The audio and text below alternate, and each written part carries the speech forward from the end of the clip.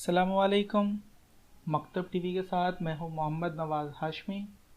आज आपके लिए मुताला पाकिस्तान का एक इम्पॉर्टेंट टॉपिक लेके हाज़िर हुआ हूं, सर सैयद अहमद ख़ान और उनकी तालीमी खिदमत।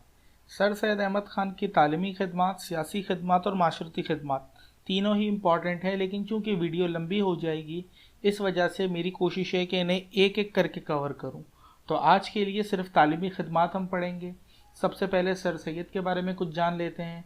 सर सैयद 17 अक्टूबर 1817 को दिल्ली के एक मुमताज़ घराने में पैदा हुए। आपके वालिद का नाम सैयद मोहम्मद तकी था। इब्तदाई तालीम सर सैयद ने अपनी वालिदा और अपने नाना से हासिल की।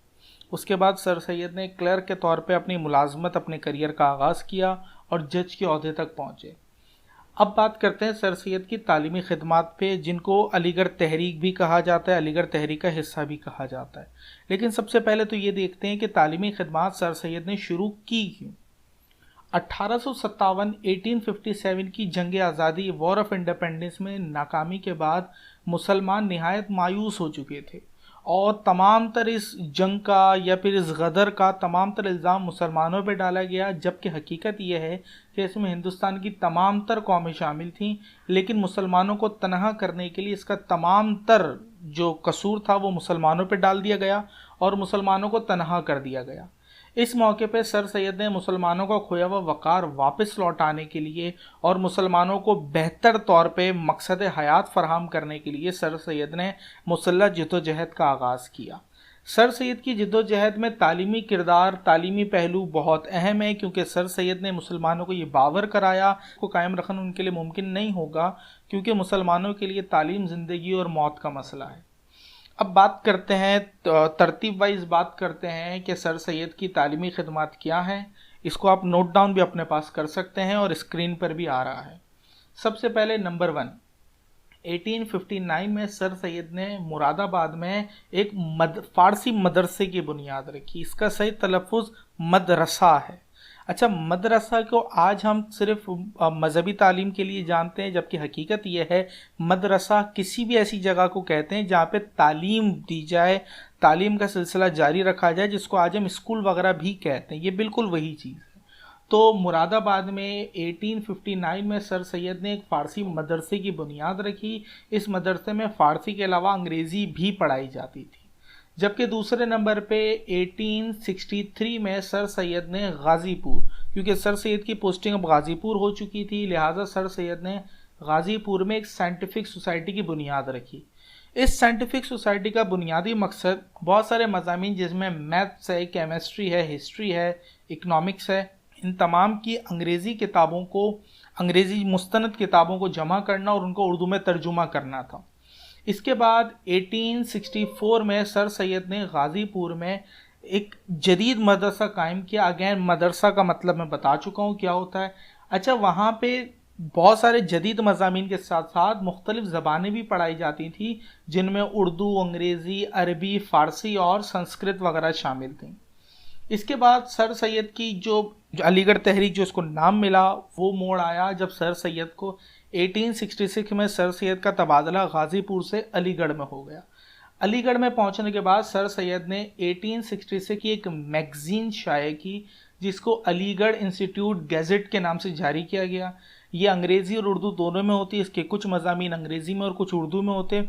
दरअसल यहाँ पे मकसद ये था कि अंग्रेज़ों और हिंदुस्तान के लोगों को, जो उर्दू बोलते थे और अंग्रेज़, उन दोनों के दरमियान एक ताल्लुक़ कायम रखना, दोनों को एक दूसरे के एहसासात से बाखबर रखना, इस मैगज़ीन का मकसद हुआ करता था। इसके बाद सर सैयद अहमद ख़ान ने एक रिसाला जारी किया, जिसको रिसाला तहज़ीबुल अखलाक कहा जाता है। बहुत मशहूर रिसाला है, यकीनन आपने नाम सुना होगा। ये तकरीबन कोई 6 साल तक जारी रहा। इस रिसाले का आगाज़ 24 दिसंबर 1970 को बनारस से हुआ। इस रिसाले में मुसलमानों की तमद्दुन, तालीम, मुसलमानों के रस्म व रिवाज, हुकूक वगैरह, इन तमाम तर मज़ामीन पे, इन तमाम तर मौज़ूआत पे कई सारे मज़ामीन लिखे गए और इन मज़ामीन की वजह से मुसलमानों ने अपने आप को पहचाना और अपनी तारीख़ को समेटना शुरू किया और अपने माशरती मसाइल से बाखबर हुए और उन्हें ख़त्म करना शुरू किया।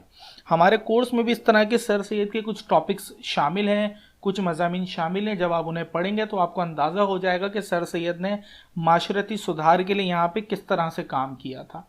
इसके बाद मोहम्मडन एंग्लो ओरिएंटल कॉलेज का क़याम।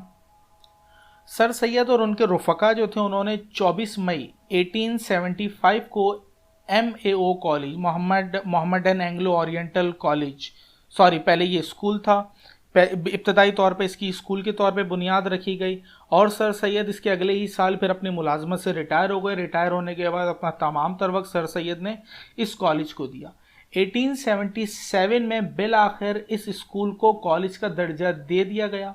सर सैयद ये चाहते थे कि इसको यूनिवर्सिटी का दर्जा भी दिया जाए, लेकिन इसको यूनिवर्सिटी का दर्जा सर सैयद की ज़िंदगी में ना मिल सका। अगला हमारा नुक्ता यही है कि सर सैयद, अच्छा इसके बारे में मज़ीद में एक बात और बता दूं, ये जो कॉलेज जो सर सैयद ने मुसलमानों को दिया, ये सिर्फ एक कॉलेज नहीं था बल्कि मुसलमानों के लिए एक टर्निंग पॉइंट था। मुसलमानों के लिए एक ऐसा नुक्ता था जहाँ से मुसलमानों का मुस्तकबिल तब्दील होने वाला था। इसके बारे में बाबा उर्दू मौलवी अब्दुल हक साहब फरमाते हैं, लोग कहते हैं कि, मौलवी अब्दुल हक के अल्फाज में कोट कर रहा हूँ, लोग कहते हैं सर सैयद ने कॉलेज कायम किया, मैं कहता हूँ नहीं, इन्होंने एक कौम बनाई है। तो दरअसल एक कौम बनने का जो सिलसिला था वो सर सैयद की इस तालीमी जद्दोजहद और इस तालीमी काविश से शुरू होता है। हमारे पास अगला पॉइंट, यूनिवर्सिटी बनाने की ख्वाहिश। सर सैयद की बहुत ख्वाहिश थी कि वो इस MAO कॉलेज को यूनिवर्सिटी का दर्जा दे सकें, लेकिन ये सर सैयद की ज़िंदगी में मुमकिन ना हो सका। लेकिन सर सैयद की जिद्दोजहद को जारी रखा गया और सर सैयद के इंतकाल के 22 साल के बाद यानी 1920 में MAO कॉलेज को अलीगढ़ यूनिवर्सिटी का दर्जा दिया गया, जो आज भी हिंदुस्तान में मौजूद है। All India Mohammedan educational conference, ये नाम यकीनी तौर पे आपने सुना होगा। जब हम मुस्लिम लीग की बात करते हैं तो मुस्लिम लीग इसी एक कॉन्फ्रेंस में वजूद में आई थी। दरअसल सर सैयद ने एक ऐसा इदारा तश्कील दिया, कुछ ज़िम्मेदारियां थी। एक ज़िम्मेदारी तो वही थी जो इससे पहले साइंटिफिक सोसाइटी को दी गई थी, अंग्रेज़ी किताबों को उर्दू में तर्जुमा करना। इसके बाद इसके अलावा जो ज़िम्मेदारी को दी गई थी वो ये थी कि तालीमी इदारों को कायम किया जाए और तालीमी इदारों के लिए फ़ंड इकट्ठा किया जाए, मुनासिब जगह देख के तालीमी इदारों की तादाद बढ़ाई जाए ताकि मुसलमान तालीमी मैदान में किसी से पीछे ना रहें।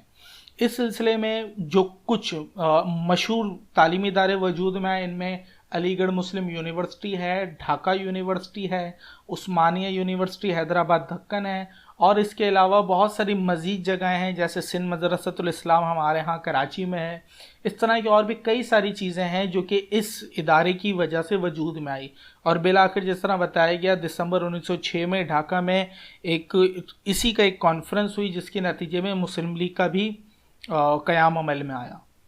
और यही कुछ सर सैयद की तालीमी खिदमात हैं। अगर इन तालीमी खिदमात में आपको कोई मसला है, कोई चीज़ पूछनी है, कोई समझ नहीं आई, तो आप कमेंट कर सकते हैं और चैनल को लाजमी सब्सक्राइब भी कर दें, क्योंकि सर सैयद की सियासी खिदमात और सर सैयद की माशरती खिदमात इंशाल्लाह वो भी बहुत जल्द पोस्ट करूँगा। इसके अलावा दीगर अगर किसी टॉपिक पे बात करना चाहते हैं, किसी और टॉपिक के बारे में रहनुमाई चाहते हैं तो आप बता सकते हैं। इंशाल्लाह उस पर भी आपकी ख्वाहिश के मुताबिक जितना जल्दी हो सका उस पर भी काम होगा। अस्सलाम वालेकुम, अपना बहुत सारा ख्याल रखिए।